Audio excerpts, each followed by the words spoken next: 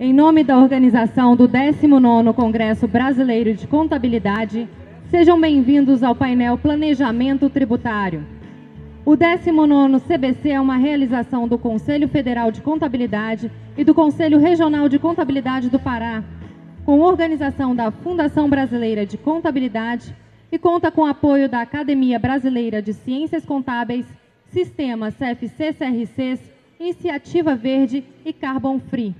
E conta com o patrocínio diamante do BNDES, FENACOM, Folhematic IOB, Sebrae Nacional, Caixa Econômica Federal, Mastermac, Senar, Serasa Experian.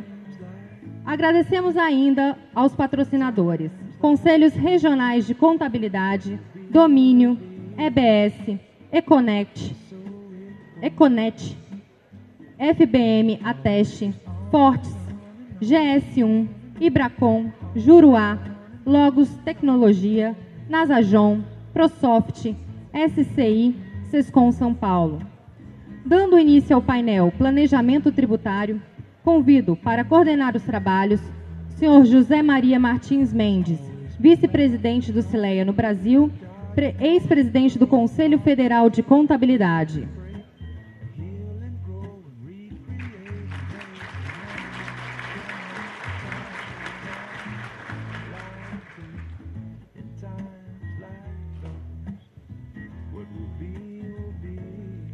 Convido os senhores participantes deste painel.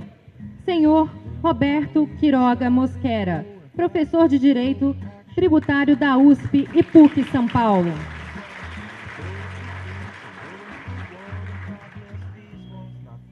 Senhora Mary Elbe Queiroz, presidente do Centro de Estudos Avançados de Direito Tributário e Finanças Públicas do Brasil, SEAT.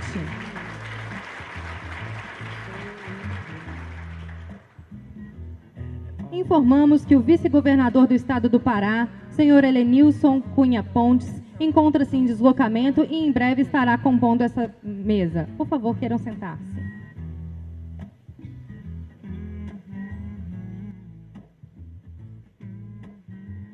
Com a palavra, o senhor coordenador dos trabalhos, senhor José Maria Martins Mendes. Muito boa tarde a todos os colegas. Vamos iniciar um painel muito interessante, muito importante. Trata-se do planejamento tributário. Quero apresentar os nossos panelistas, iniciando pelo professor Roberto Quiroga Mosqueira. O professor é mestre e doutor em Direito Tributário pela PUC São Paulo. Sócio do escritório Matos Filho, Veiga Filho, Marrei Júnior e Quiroga Advogados. Professor de Direito Tributário da USP e da PUC São Paulo.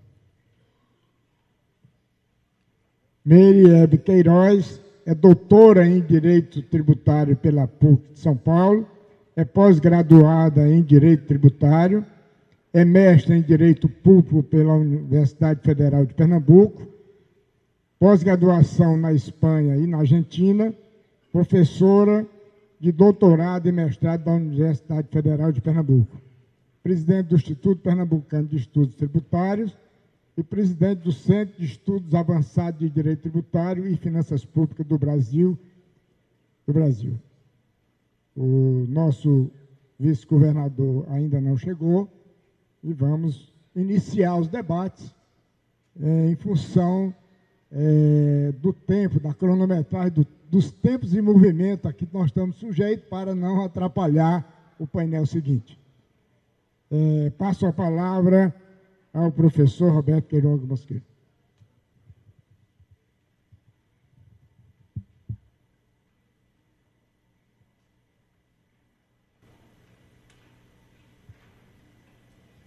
Boa tarde a todos. Bem, eu agradeço aí o convite de todas as entidades que organizaram esse congresso. Eu e a Mary Elbe, como profissionais do direito, nos dizíamos surpresos com toda a organização, com todo o projeto de um congresso como esse, para quase 5.000 pessoas, mas, ao mesmo tempo, eu acho que tanto eu quanto a doutora Marielbe nos sentimos muito à vontade de falar de direito, uma vez que a ideia aqui é fazer uma interconexão entre direito e contabilidade, e mais ainda, porque se nós fizermos uma pesquisa na plateia, provavelmente 1/3 de vocês tem dupla formação, não só em contábeis como em direito, é uma realidade, ou seja, é um pouco da nossa conversa de hoje. As coisas estão muito mescladas, os temas eles estão sempre juntos quando a gente fala de direito e contabilidade, daí porque eu acho que nós vamos conseguir, no tempo que nós temos, talvez dar aquilo que realmente parece mais importante, aquilo que está sendo discutido nos dias de hoje, e eu combinei com a Marielbe que inicialmente eu farei uma exposição falando dessa conexão em direito e contabilidade, e depois a Mari vai justamente entrar no tema do planejamento, falando um pouquinho como isso se dá nessa interconexão das duas realidades. Dentro disso também, senhor presidente, agradeço aí as suas palavras, vou tentar me limitar nos meus 25 minutos justamente para falar do assunto, e procurar também, nesse tempo, como ele é muito curto, muito exíguo, identidades práticas ou posicionamentos práticos do que nós estamos falando, dando alguns casos, alguns exemplos que nos parecem importantes para entender justamente essa nova realidade do direito e das ciências contábeis. Bem, alguns pontos importantes que são verdades que nós temos que dizer. É óbvio, e todo mundo sabe, que a contabilidade e o direito sempre andaram juntas. Nós sempre tivemos essa interconexão, essa interdisciplinaridade entre os dois temas. Mas, por outro lado, o que se viu em matéria tributária, se nós pegarmos, por exemplo, direito tributário na década de 40, na década de 50, isso ainda é uma realidade em outros países, mesmo da América Latina. Sempre houve um preconceito da área jurídica com relação às questões contábeis. Sempre houve por parte do meio jurídico como se a contabilidade fosse uma coisa totalmente à parte e elas não se comunicassem, ou como se o contador acabasse invadindo temas na área fiscal e, portanto, era um intruso naquilo que se falava de direito e contabilidade. Obviamente que isso mudou, não recentemente com a 11.638, mas eu diria após década de 90, começo dos anos 2000, o que se vê claramente é uma interconexão. E algumas verdades aí que a gente só coloca entre aspas, né, no sentido de deixar muito claro o que nós estamos falando. Como imaginar estudar lucro real, saber lucro real, se eu não sei que ele parte do lucro contábil mais ajuste? Ou seja, é quase aquela ideia de que no início era o caos. Não quer dizer que a contabilidade era o caos, por favor, mas no início é a contabilidade. Eu parto dela para chegar em algo que eu digo que é tributável. Portanto, nada mais óbvio, nada mais coerente, né, nada mais lúcido do que dizer que esse momento em que se discute normas internacionais, normas de IFRS, Lei 11.638, RTT, essa nova dinâmica que se fala da contabilidade atual, baseada em princípios e não em regras, para justamente mostrar que essas duas ciências, né, as ciências contábeis e a ciência do direito, necessariamente elas precisam sedimentar e concretizar a realidade de dupla formação ou de interconexão. Mas não só no campo teórico. Hoje eu assistia na plateia ao lado a discussão sobre IFRS, o professor Eliseu Martins, o professor Nelson, o Amaro do ISDA, ou seja, discutindo temas da convergência internacional. E vez por outra se falou, olha, a área jurídica, o advogado, a visão do advogado.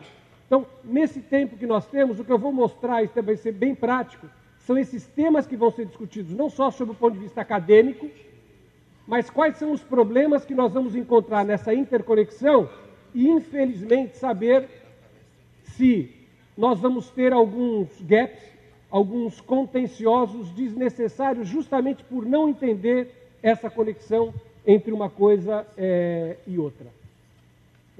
Então, essa realidade é uma coisa que nós temos que extirpar. A ideia de que o direito e a contabilidade têm antagonismos ou preconceitos de um com o outro deve ser extirpado do sistema, porque nós vamos ver que eles caminharão juntos, sem dúvida nenhuma. Qual a realidade que a gente pode dizer também? Que isso já foi dito de várias formas. Se teve alguém que venceu numa perspectiva para trás, foi o Fisco Federal. Ele venceu a contabilidade, ele venceu o direito tributário. Por conveniências absolutamente de política fiscal tributária, após o decreto 1598, ou já de muito tempo, o interesse primordial de arrecadação se sobrepôs sobre o interesse das questões conceituais específicas, tanto da ciência contábil quanto da ciência jurídica. Por um lado, essa é uma grande crítica que se fez. A contabilidade se curvou, de uma certa forma, às normas fiscais, uma vez que quem é bobo só obedece um senhor, o fisco.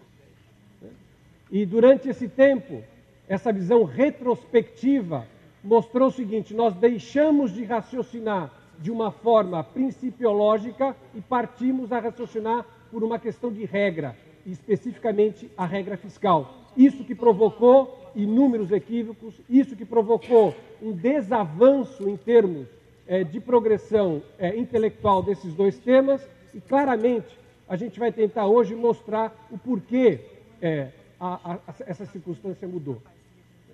Então, dentro dessa proposta, o que nós, por exemplo, lá em São Paulo, estamos fazendo com a USP Direito e a FEA Contabilidade é justamente rediscutir para ter uma visão prospectiva. Ninguém tem que vencer. Na medida em que nós estamos falando de duas perspectivas diferentes, nós estamos falando de dois públicos diferentes, nós estamos, e vamos ver, de conceitos diferentes. Não há um vencedor necessariamente. O que há é entender como o contador vê a contabilidade, para quem ele se destina, e como o profissional do direito que mexe com tributação ou autoridade tributária vê a contabilidade e para quem ele se destina. Esse é o segredo que nós temos que ter claramente a partir de agora. Ou seja, contabilidade tem um destinatário e conceitos próprios, que nós vamos ver por que devem ser assim. O direito tem outros destinatários e, portanto, também pode ter seus conceitos. E essa dessemelhança, essa diferenciação não é um mal, é uma ideia prospectiva de encaminhamento e inclusão. Doutor Vice-Governador, meu amigo Helenilson, bem-vindo. Como vai? Prazer em vê-lo. É isso.